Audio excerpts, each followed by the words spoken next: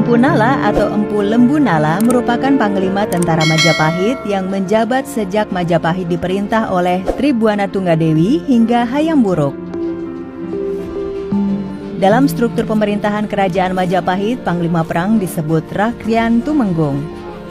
Kedudukan Empu Nala sebagai panglima perang Majapahit didasarkan pada 5 sumber sejarah, yaitu Kakawin Nagara Kertagama atau Deca Warnana, Prasasti Prapanca Sarapura, Prasasti Batur, Prasasti Bendasari, dan Prasasti Sekar.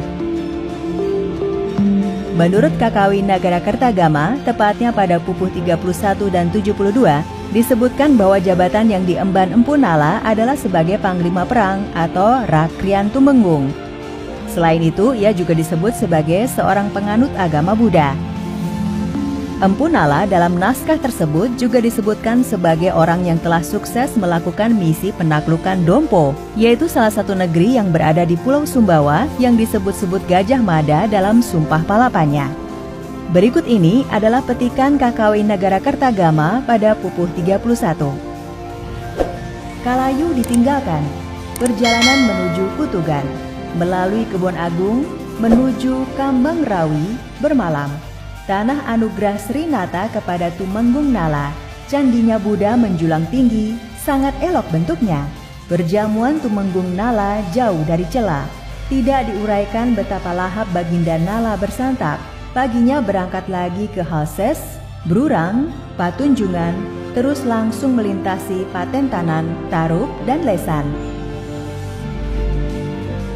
Lalu, inilah petikan Kakawin Nagara Kertagama pada pupuh 72. Itulah putusan rapat tertutup, hasil yang diperoleh perundingan. Terpilih sebagai Reda Menteri Karib Baginda bernama Empu Tadi, penganut Karib Sri Baginda Nata, pahlawan perang bernama Empu Nala, mengetahui budi pekerti rakyat mancanegara bergelar Tumenggung, keturunan orang cerdik dan setia, selalu memangku pangkat pahlawan, pernah menundukkan negara Dompo, serba ulet menanggulangi musuh. Dalam Prasasti Prapanca Sarapura terdapat teks Maharaja Tribuana Tunggadewi Jaya Wisnuwardani, Rakrian Patih Empu Gajah Mada, Rakrian Tumenggung Empu Lembu Nala.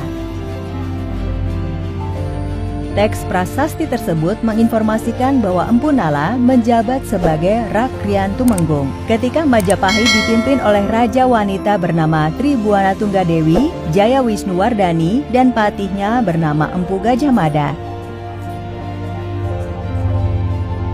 Selanjutnya, dalam Prasasti Batur, Bendasari, dan Prasasti Sekar terdapat teks Maharaja Tri Raja Sanagara atau Hayam Wuruk, Rakrian Patih Empu Mada, Rakrian Tumenggung Empu Nala. Ketiga teks prasasti yang telah disebutkan menginformasikan bahwa Empu Nala menjabat sebagai Rakrian Tumenggung, mendampingi Patih atau Perdana Menteri Gajah Mada ketika Majapahit dipimpin oleh Prabu Hayam Wuruk. Berdasarkan kelima sumber sejarah yang telah disebutkan, dapatlah dipahami bahwa Empu Nala memang seorang panglima perang tentara kerajaan Majapahit yang menjabat sejak zaman Tribuana Tunggadewi hingga masa Hayam Wuruk. Sehingga dengan demikian, anggapan yang menyatakan bahwa Empu Nala hanya sebagai Laksamana atau Panglima Angkatan Laut Majapahit tidak benar. Sebab Empu Nala merupakan Panglima Majapahit segala angkatan bersenjata baik darat maupun laut. Dalam garis komando ketentaraan, Rakrian Tumenggung berada pada urutan setelah Raja dan Patih atau Mahapatih dan Perdana Menteri.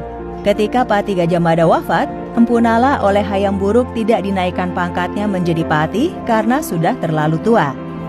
Di usia senjanya, Empu Nala dinaikkan pangkatnya sebagai Vreda Mantri atau Menteri Senior yang fungsinya sebagai penasehat raja atau sebagai pejabat pengawas. Meskipun sebagai panglima perang segala angkatan bersenjata Majapahit, Empu Nala dikenal sebagai panglima yang piawai memimpin peperangan baik di darat maupun di laut, dan kepiawaiannya dalam memimpin armada laut ke wilayah-wilayah Nusantara itulah yang memunculkan anggapan bahwa Empu Nala sebagai Laksamana Kerajaan Majapahit.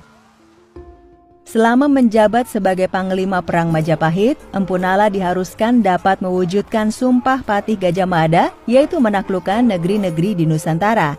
Di antara beberapa misi sukses yang dilakukan Empu Nala adalah menaklukkan Kerajaan Labuan Lombok, Samudra Pasai, Jambi, Palembang, Suwarna Bumi atau Sriwijaya, Tamiang, dan negeri-negeri lain di Suwarna Dwipa atau Sumatera. Kemudian ada juga Nansarunai di Kalimantan Selatan, Dompo, Nusa Tenggara Barat, Langkasuka, Kelantan, Kedah, Selangor, Pulau Bintan, Tumasik atau Singapura, dan negeri-negeri di Semenanjung Melayu.